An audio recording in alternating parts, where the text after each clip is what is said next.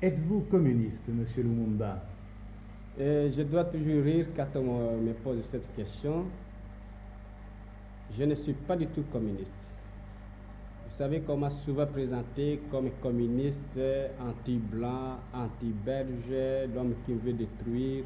Absolument pas. Je suis simplement un nationaliste, un leader nationaliste qui lutte pour un idéal.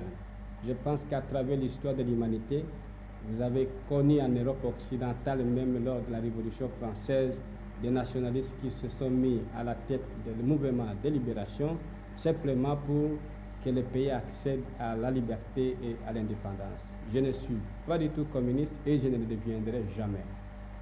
L'avenir du Congo, je l'envisage dans ce sens. C'est de maintenir l'unité politique et économique du pays qui seul fera la grandeur de notre pays.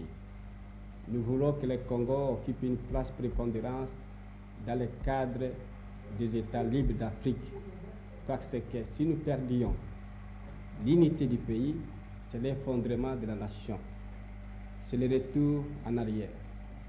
Si nous avons de grandes puissances aujourd'hui, la France, la Grande-Bretagne, les États-Unis, l'Union soviétique, c'est parce que ces pays sont de grands pays. Et c'est ça que nous voulons garder au Congo. Et sur le plan politique, nous voulons avoir un gouvernement central unitaire. Et au sein de ce gouvernement central, vous avez des ministres qui viennent de différentes provinces du Congo. Et sur le plan administratif, avoir des provinces, de sorte que ces provinces vont jouir d'une autonomie administrative pour la gestion de leurs propres affaires. Et sur le plan économique, mettre en valeur les richesses du pays grâce à la mobilisation de toutes les énergies du pays. Et pour la mise en valeur du pays, nous comptons également sur le concours des autres puissances de la Suisse, de la France, de la Belgique. Le Congo est un grand pays qui doit encore être développé.